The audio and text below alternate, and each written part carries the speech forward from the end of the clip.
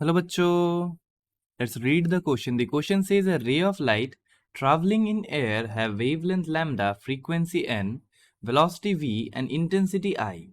If this ray enters into water, then these parameters are lambda dash, n dash, v dash and I dash respectively.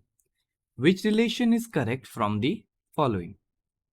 Number 1, lambda is equal to lambda dash. Number 2, n is equal to n dash. Number 3, v is equal to v dash. Number 4, I is equal to I dash.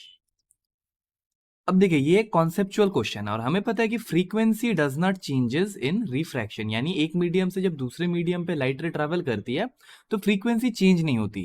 लेकिन हम लोग वही देखेंगे frequency change क्यों नहीं होता। सो इन की concept will learn why frequency does not changes.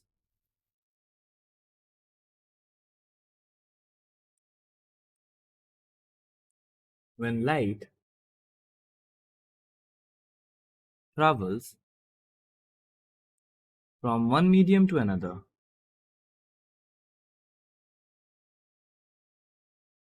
अब देखिए इसका आंसर इसके डेफिनेशन पे छुपा हुआ है।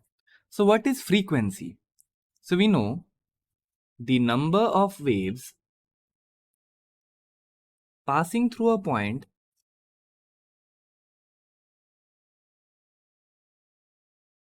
per unit time is known as frequency. अब ये है डेफिनेशन ऑफ फ्रीक्वेंसी। अब देखिए मान लेते हैं ये हमारे पास एक मीडियम है जो कि हम लोग मान लेते हैं कि सपोज एयर है, बिकॉज हमारे क्वेश्चन में एयर और वाटर को डील कर रहे हैं हम लोग, तो यह भी एयर है and here is a medium that is water. अब देखिए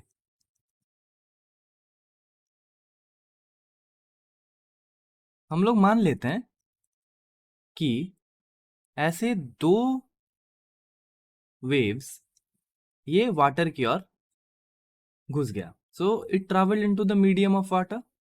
अब हमें पता है कि अगर ये फिर से एयर में आएगा so there must be two, one crest and one trough only. Same here, एक क्रेस्ट और एक ट्रफ घुस रहा वाटर में और एक क्रेस्ट और एक ट्रफ ही निकलना चाहिए, because there is no one in the water who will generate और डिस्ट्रॉय अ वेव। वाटर में कोई ऐसा नहीं है जो कि वेव जनरेट कर पाए या फिर वेव्स को डिस्ट्रॉय कर पाए। सो ये जो वेव्स रहेगा ये मे भी इसका वेवलेंथ चेंज हो सकता है, मान कि ये हो सकता है, इसका फ्रीक्वेंसी सेम रहेगा, इसका वेवलेंथ चेंज हो सकता है, इसका इंटेंसिटी चेंज हो सकता है। जैसे कि यहाँ पे हम लोग देख सकते हैं कि इसका एम्पलीट्यूड थोड़ा घट गया और amplitude is directly proportional to amplitude, ऐसा होता है। तो ये सब हो सकता है, लेकिन इसका जो फ्रीक्वेंसी रहेगा वो सेम रहेगा। अगर यहाँ पे मान लीजिए 3 क्रेस्ट और 3 ट्रफ घुसता, सो 3 क्रेस्ट और 3 ट्रफ ही उसको बाहर निकलना पड़ता है एयर से, सो वाटर में जाके फ्रीक्वेंसी चेंज नहीं हो सकता। So we can say that, मान लेते ये हमारे पास मीडियम 1 है and this is a medium 2 और एक लाइट रेज ऐसे आ रही है, दिस इज द नॉर्मल, और ये रिफ्रैक्ट ऐसे हो रही है।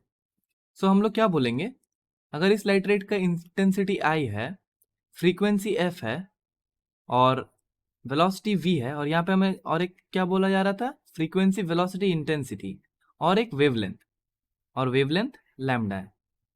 तो देखिए अगर ये मीडियम 2 में जाएगा तो इसका इंटेंसिटी चेंज होकर आई डैश हो सकता है, वेलोसिटी चेंज होकर वी डैश हो सकता है, वेवलेंथ चेंज होकर लैम्डा डैश हो सकता है, लेकिन इसका जो फ्रीक्वेंसी एफ है दैट विल रिमेन सेम। और हमारा क्वेश्चन में फ्रीक्वेंसी को एन से डिनोट किया है, so in answer we can conclude that frequency will remain same, यानी N will be equals to N dash. So ये हम लोग देख लेते हैं कौन सा ऑप्शन में प्रेजेंट है। ये हमारा प्रेजेंट है ऑप्शन नंबर 2 में, N is equal to N dash. So the correct option is option 2। I hope the solution is clear to you. Thank you and best of luck.